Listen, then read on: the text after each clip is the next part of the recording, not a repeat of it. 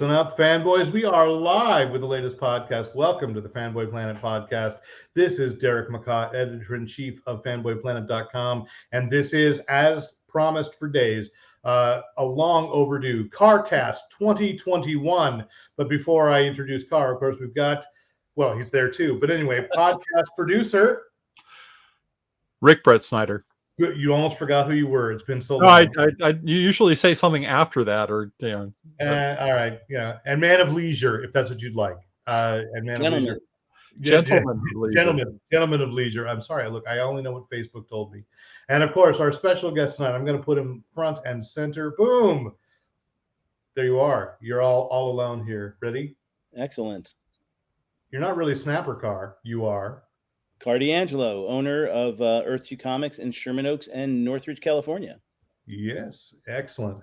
And of course, I did list him as co-owner, but that is just because I count the lovely Susan Avalone, his wife, as co-owner as well, because I know who's going to come at me on Facebook if you won't, Carr. There you go.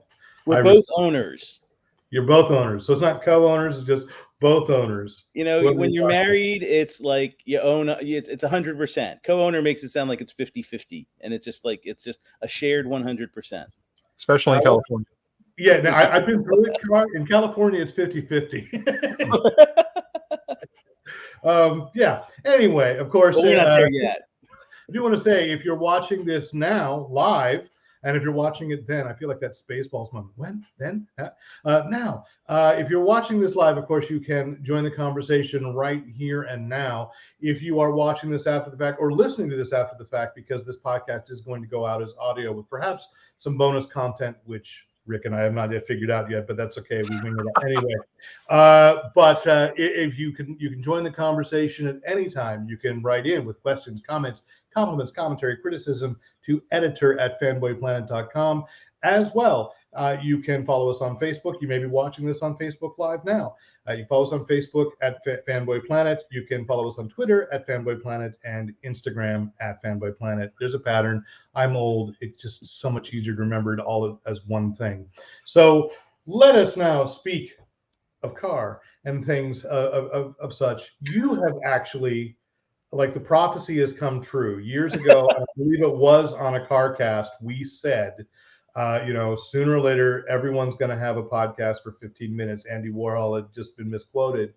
And now you do. You've had, I think, for 4 months, 3 or 4 months? Oh, yeah. We've done, I think, like 20 episodes or something, 18 episodes. So I guess that's like 4 months or something like that. Yeah. So tell us about your podcast, Carr. Well, I guess my biological eye clock was ticking or something. So, I realized at my age, I was running out of time to have my own podcast. So I needed to do that. But I'm doing Defenders Dialogue with Carr and Adam. My partner, Adam R. Phillips, was very thoughtful to give me top billing. I don't know why. But what we've been doing is a sort of issue by issue review, discussion, remembrance of the Bronze Age run of Defenders, which was the original non-team of Marvel Comics, mostly focused around the Hulk and Doctor Strange, and early on there was Submariner and Silver Surfer, but then it basically became Hulk, Doctor Strange, Valkyrie, and Nighthawk, who were kind of both more or less created. They had some histories, but really came to prominence as members of the Defenders, and just one of my favorite series from that era. So what is it about the Defenders that became that's the series that drove you to do an issue by issue commentary?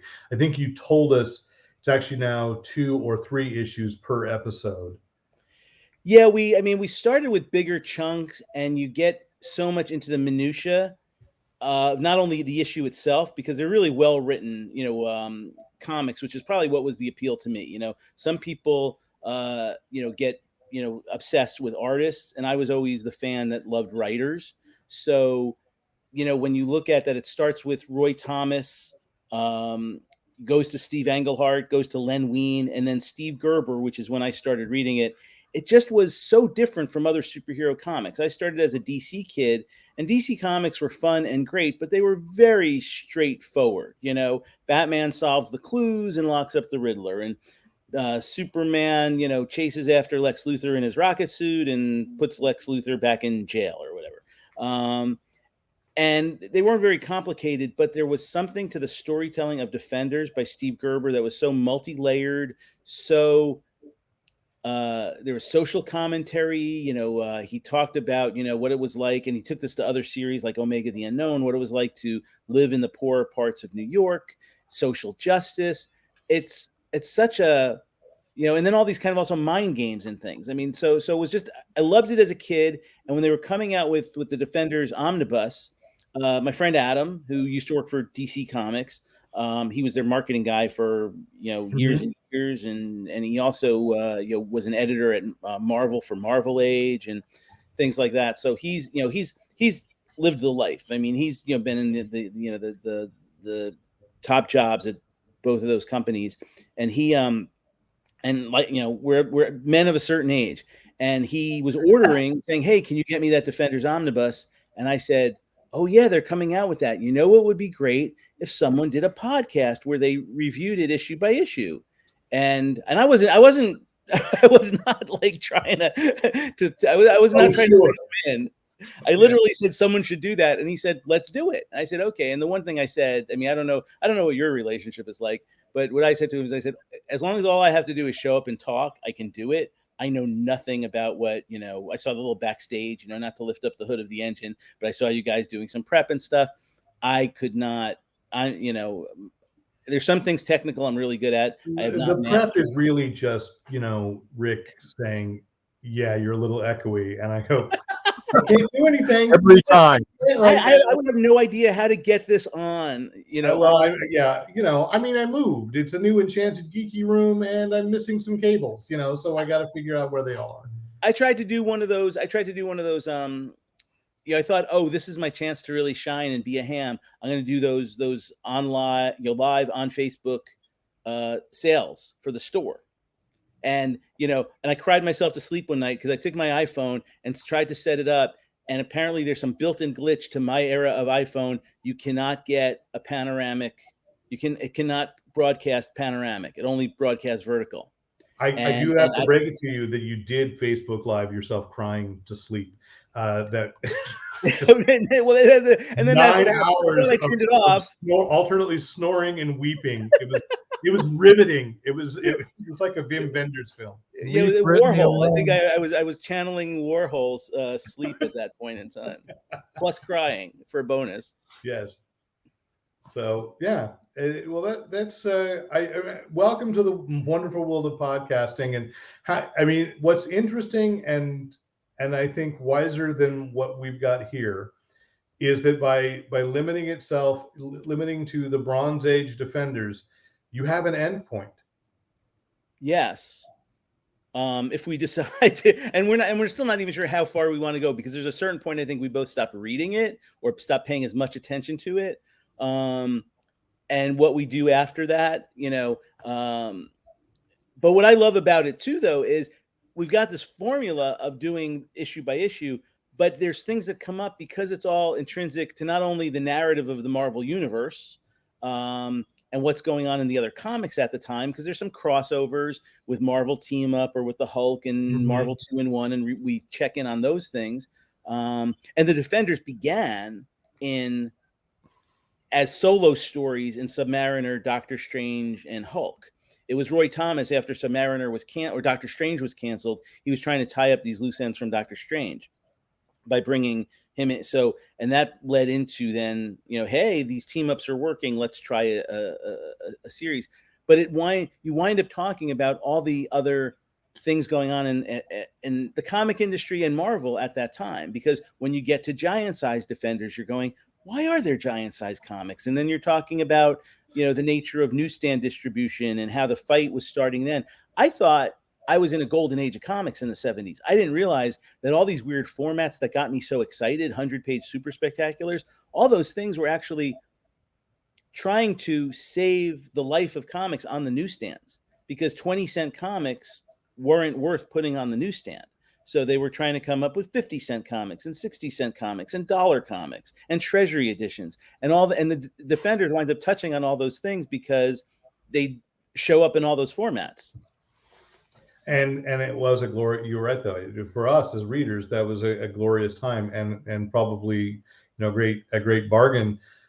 This came up because last week at Earth 2 in Sherman Oaks, you had a signing and I call it a mini panel, if you will, discussion with Douglas Wolk about all of the Marvels, and it led me to a problem that I have with Marvel Comics Unlimited, catching the digital, because somebody asked me afterwards, a friend reached out on Facebook and says, where does someone find all 27,000 Marvel comics? And I said, well, at least 20,000 are on MCU, but we need podcasts like yours, if you're a Defenders fan, to know when it's time to jump over to Giant Size, because one of the flaws in these digital efforts is they don't guide you to connectivity. And I thought it was interesting that Douglas skipped what Marvel Comics Unlimited has as well, as there's no Conan, which makes perfect sense for him. It's a bummer that MCU doesn't do it. Not that I want to encourage people not to go to Earth 2 and buy back issues there and omnibuses, but so let us focus on that. One of the things that's been happening more and more with you as a retailer, I think that Earth 2, particularly in Sherman Oaks, but maybe that's just because I tend to pay more attention on Facebook when you post things to that. Now that you are my home store, welcome. Yay. Thank you. Yeah, it's been a long time coming. That there are these little events, and I was taken aback. Aside from you get cookies, but that you had this really great conversation. But as a retailer in what has, from the outside seemed like one of the most difficult periods in retailing, because obviously for a long time, no one could come into your store. So, we started the CarrCast after Comic Cons every year to kind of be talking about what's been happening in retailing. Well, there are no cons. Well, they're virtual, and there's going to be one on Thanksgiving, but from a perspective, running Earth 2, what's been happening from the storefront?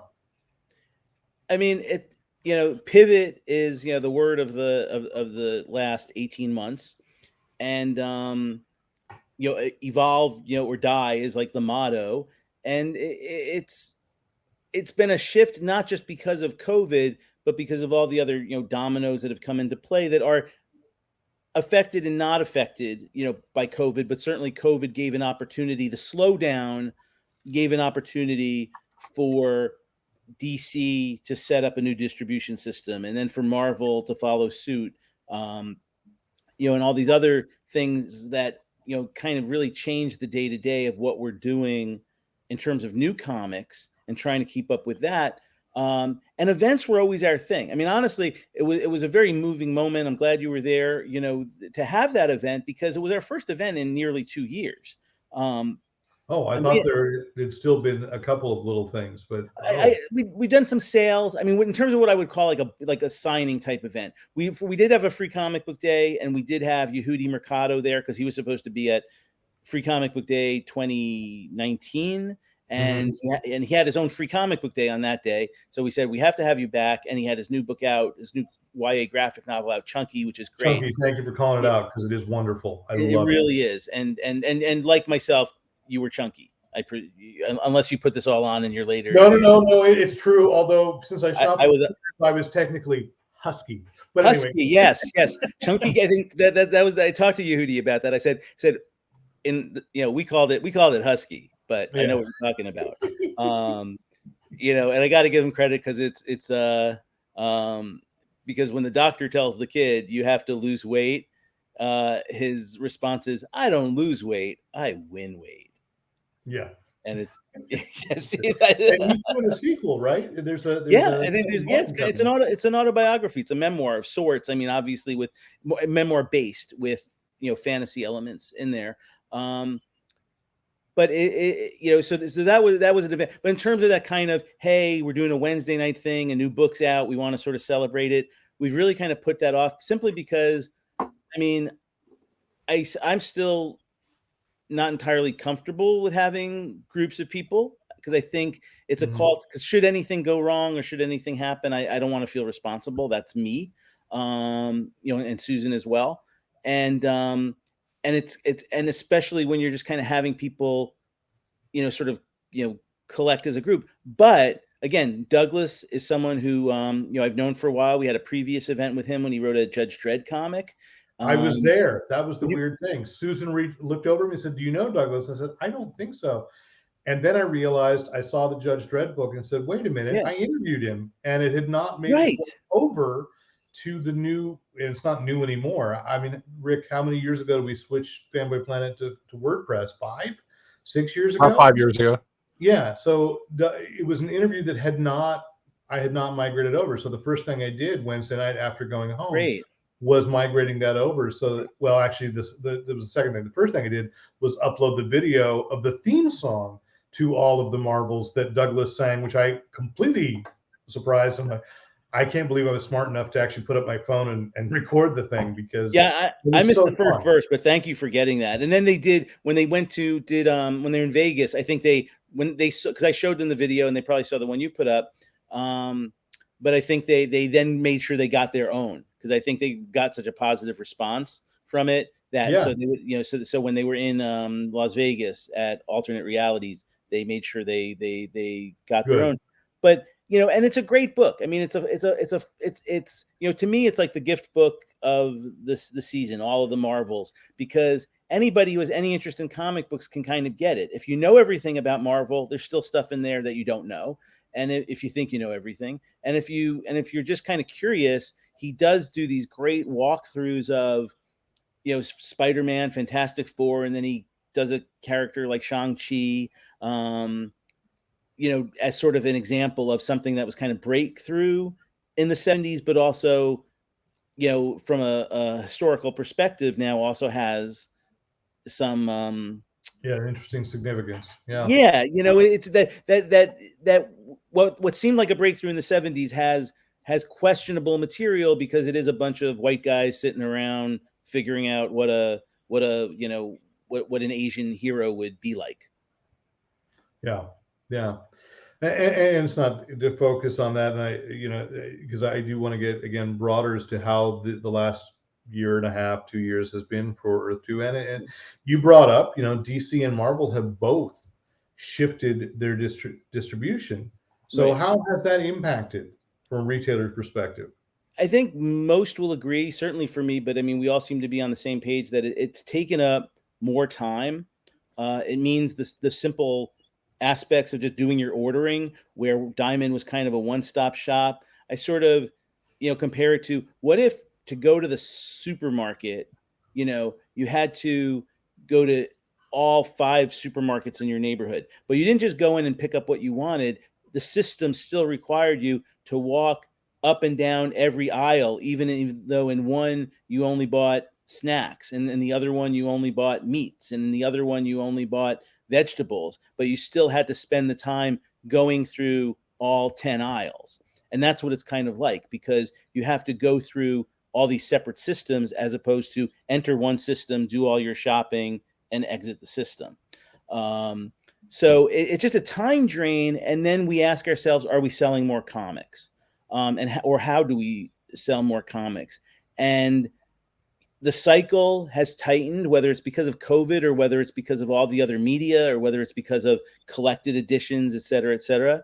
But the periodical shelf life has shrunk even more and more, where it used to be, this is more for me, but I think, again, I'm echoing a lot of the thoughts that, I've talked about with my other fellow retailers, that it used to be like a book like Batman, for example, even say during the height of the Tom King era, like the War of Jokes and Riddles or something, I would order that book knowing, oh, there's a 6-part or 8-part story about the Riddler and the Joker and Batman. So I'm going to pace that out because I know around issue 3 or 4 of that arc, someone's going to come in and go, I didn't know this was going on. Can I get all the issues? And so I need extra of the first 2-3 parts for when that person showed up on issue, on part 4. that doesn't happen as much. A lot of books I think are, kind of plateaued sales wise. I mean, there may be something when Tom Taylor takes over Nightwing, that's a bump, and a lot of people get interested in something new like that. Josh Williamson taking over Batman, maybe that adds a little something. But even from Tom King to Tynion, it wasn't like a major bump the way it normally would be. So I think there's a little bit of a wait and see attitude. There's a little bit of I don't need every periodical. So I think, we order tighter for the shelves because I'm not necessarily going to be selling those books next month. So I want to sell out this month. And I'd rather, and again, in my case is, we're sitting on tons of inventory in terms of back issues that I haven't necessarily had time to process, but now I'm trying to take that time back to get more back issues out because A, I'm always going to have back issues. B, they're already bought and paid for. So, and C, there's really a resurgence of people just, when people are asking for like 90s stuff, I know, oh, finally we've turned a corner. Because, hey, get rid of the Darkhawks. Yeah. Oh, I've got a 9. One of my favorite purchases was like a 9.8 Darkhawk #1 because it is kind of like the proverbial, like, what's the best book you got? Oh, I've got a Darkhawk #1 and it's 9.8, But there is this interest thanks to things like kayfabe. So a lot of that stuff that isn't necessarily available in trades. And that's one of the things going on too. You guys know about, I don't know if you've talked about it on the show, like the manga shortage and, paper shortages that are affecting. I know it's starting to come through. We haven't recorded in about a month, but I just saw like Image is saying there will not be second printings, right. Which for me, that's really hard. I've been lucky. And again, I've said this on the podcast before, the beauty of having a regular shop of them knowing your tastes is I can walk in, I can't always get in on a Wednesday, but possibly on a Thursday. And I say to your manager, Heather, hey, what's good? Or she'll say, I think you really like this book. And so I end up catching it. Like, I don't think I would have picked up Stray Dogs, which was one of my favorites of the last year. Yeah. If I hadn't walked over and said, Heather, is this as good as I'm hearing? Right. And she said, yes, you're going to love it. And I went, okay, I'm throwing it in my stack. And I did. And then, and it knocks you on the first issue, knocks you on your ass. I mean, Tony. Absolutely. I don't even like talking about it because I don't want to ruin it for anybody. Oh, sure. Oh yeah. You can't pitch it. That's the hard, really is like a trust me kind of book. Yeah. So those are the challenges. So you're already seeing the paper shortage. Yeah, well, everything's been, what did someone ask for? Every week there's someone's going, but this website says this book is out today. It's like, yes, because everybody's not updating in live time.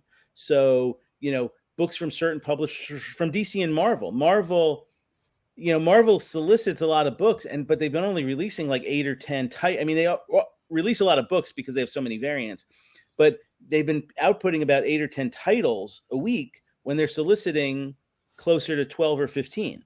So there's this backlog that's kind of building, and that some people notice. It was like, they were like those Doctor Strange, Death of Doctor Strange tie-ins with Strange Academy or Avengers. And a couple of weeks ago, people said, but those are out. The website says they're out because Marvel or, I'm not pointing to any particular websites, but just the information can't be updated as quickly as these changes are made. And one their impact is, I did mention Marvel Comics Unlimited, and DC has Infinite. Yeah. Have you seen a big impact from that, where there are things that are digital first? And I don't know, because I don't follow. If I want to read a new Marvel book, I'm going to buy it from you. And I know anybody, but that's me. Are they? If they're okay, if you just read it online. I'm a big boy. No, I know you are, but no offense. We're but Husky. You're a Husky boy. We're Huskies. We're Husky boys, both of us. But my question is Marvel, like, if they're soliciting 12 or 15 and only 8 are making it to the stores, are those other, shall we say, 7 still showing up digitally on time? That's a great question that I don't know that anyone's had the time to track that. That is, I've seen that question asked. because technically, if it's a paper shortage, then it's not about the book being done. It's so the files are done, and that would be something I'd have to check looking at the various digital services. But I don't even know. I don't know if that's. I mean, again, there's comics people and there's digital people, and again, I like digital for the strike me for saying this, but I mean for the historical aspects and the access. I mean, a friend of mine asked me to do a favor recently of identify a piece of original art that was like from the Rebirth era of DC or something, and like, sure, I might have had those comic books. We knew the artist, but which issue, blah blah blah. I mean, I probably could have found the trade. I could have found the issues in storage, but it's easy to pop online and just get I'm on DC. I am on DC Infinite. I mean, I use it for research and it's helpful. So, I'm not, but I have also discovered that people who want comics, and people want that. I think it's a different experience. And I think, I still think there's something very different because I always say the first thing I do when I read a comic is I don't really like spoil it for myself, but you kind of flip through. And then you do that thing where you're reading. I mean, imagine you're reading Watchmen and you get to, the big reveal in issue 5, and then you go, holy cow. And the first thing you want to do is flip back to the first page of that issue. You can't really do that on digital. No. So I don't think it always has that immediacy. But I think overall, it has to have affected sales somehow, in the sense of there are people who would rather just kind of peruse, whether it's by buying digital or by, finding free digital, which is probably, I think, the bigger problem, because I think sometimes it's hard for some people to really go, I used to buy 10 or 15 comics for 20 cents when I was, 12 years old. Yeah. Now, even if you're and then even when I was a working man in, the 80s and 90s, even if I was buying 20 comics a week, they were like $2. So even if that was $40 a week, but now if you're buying 20 comics a week and they're $3.99, $4.99, $5.99, I mean, I think it's hard, I mean, I shouldn't be saying this, but I don't think it supports the volume anymore that used to have, where you could buy a comic without really thinking about it. It's a much bigger commitment at $6. And I think that's what hurts the business more, is that people want high value for that kind of money. And I don't know. Personally, I try not to look at the receipt. Yeah. But not everybody can, but I do think then, like, I'll pick up a trade. I mean, one case in point for me this year was, by the time it seeped into my head that I would want to read something is killing the children. Right. That what it was, I knew that there was a 15-issue collection coming, hardbound, slipcover.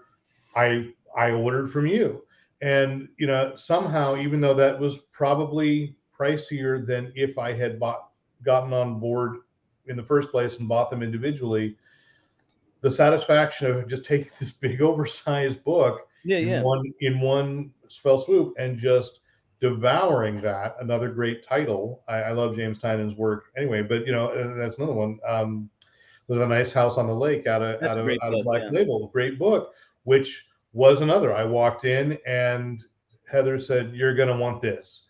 And she's absolutely right. It was just that. So talked about what I like. Heather's the best, by the way. Let me say, you're saying it, but I want to say it too. Oh no, absolutely. I think she's a great manager, and to all the great managers, across the country, we salute you. No, absolutely, because I've been to stores with crappy ones, and so those stores don't exist anymore. But that's and that's part of it. And that's a big part of it too. Is we've always talked about it's the experience. So and I hate to because we're having an industry conversation, I'll say I do think things like prices and stuff count. But yes, most people don't even want to think about it. I mean, I would never say in the store to someone, "Are you sure you want that for $5.99?"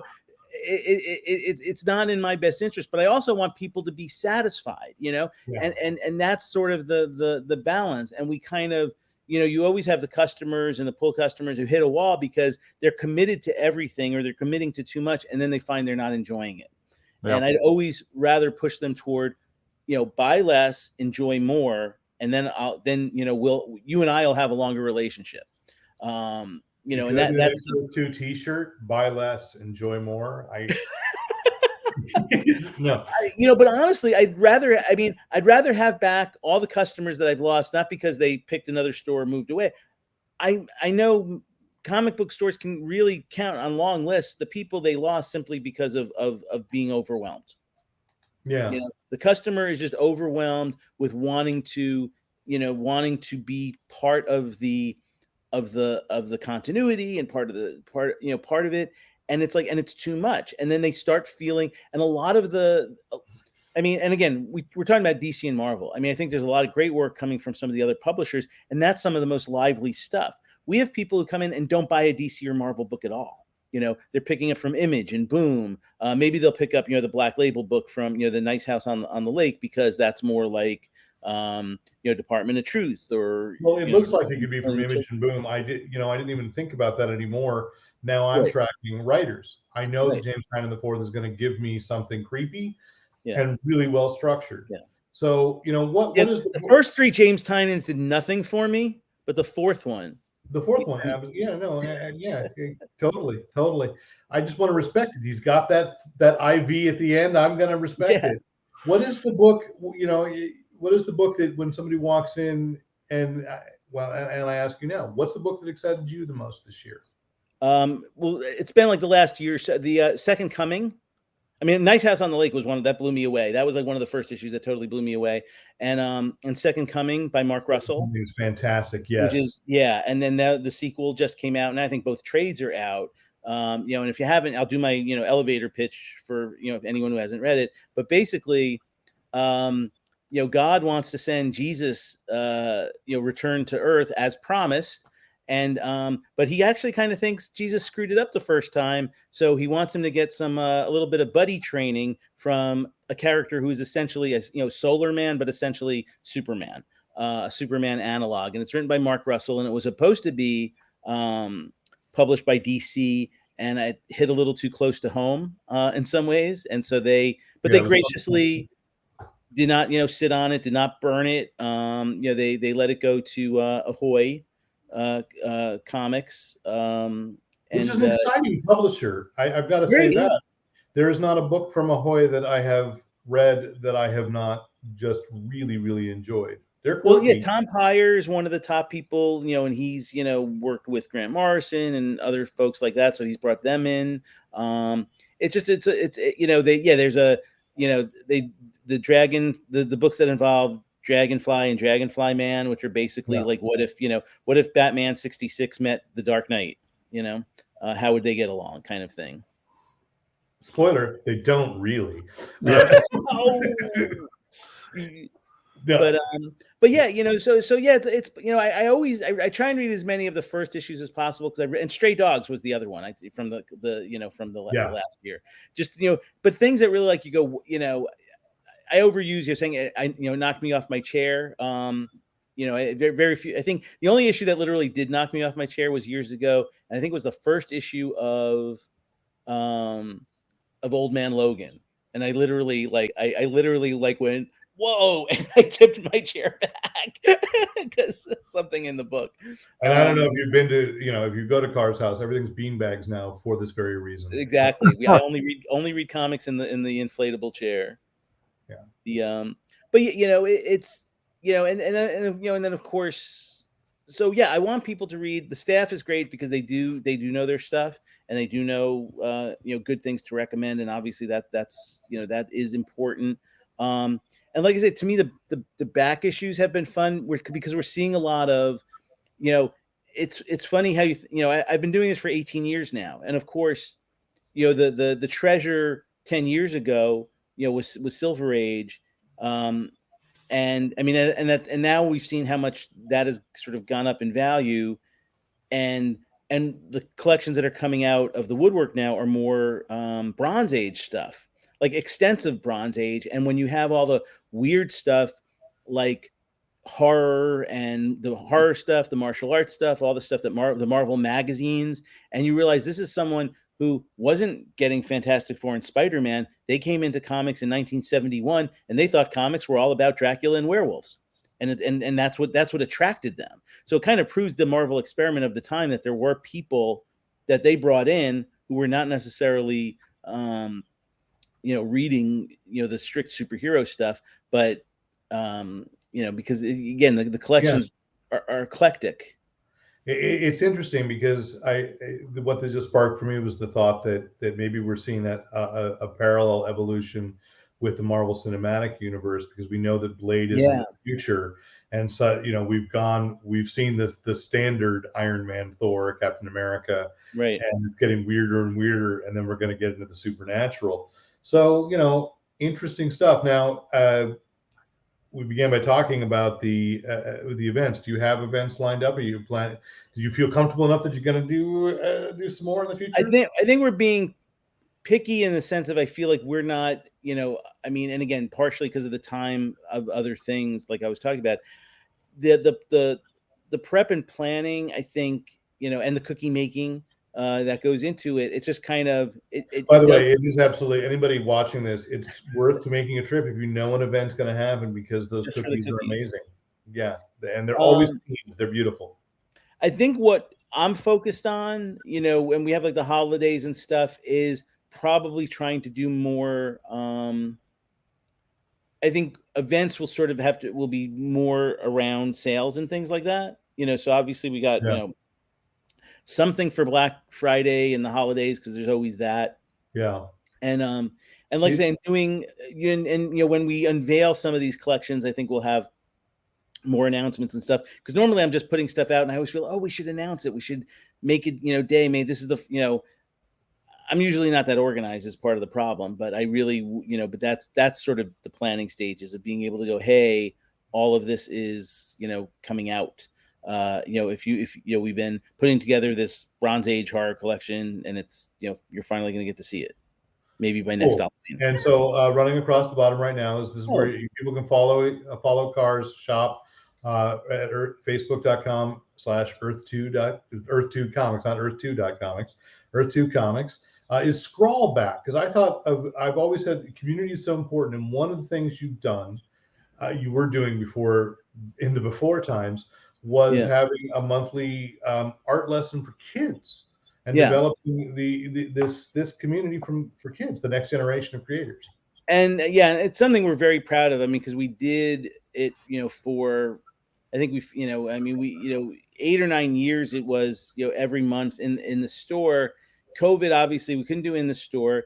We did about we did a lot of Zoom sessions during the year, but once this.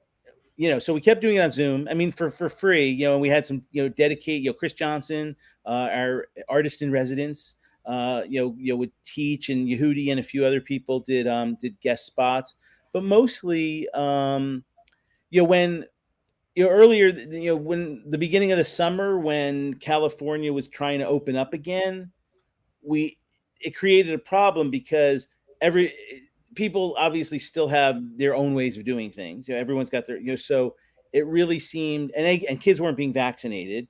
So we tried doing one session, and I think it was on the Free Comic Book Day, figuring we were giving a carrot with the stick, as it were. Yeah.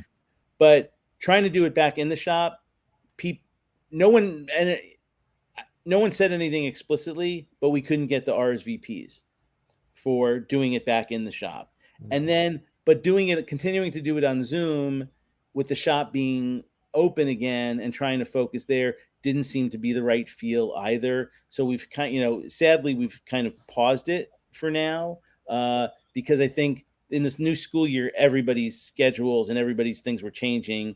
No, that's true too. Yeah. And I think with the kids back in school, they, the weekends, then I think we did try one, like a Zoom session, and didn't get enough feedback to that. It's just, everyone's got their own lives going on. And again, and if it's kind of that, and I think kids, even, they should be out running around and not. They should, but it is weird. You have a life point. It is very, very weird how what used to be the old rhythms, they're just really hard to pick up again. Yeah. Even as adults, where allegedly we are in charge of ourselves. But we do hope that in 2022 things get brighter and stronger. for Earth 2 and for all of us.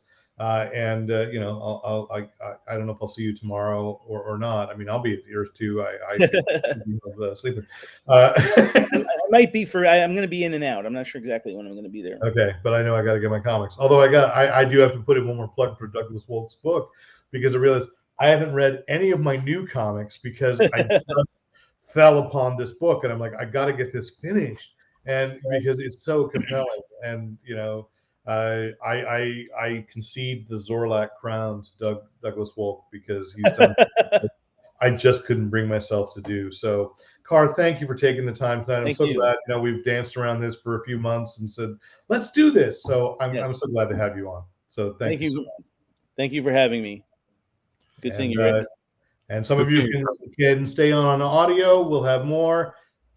But we're going to end this for now. Thanks so much, everyone.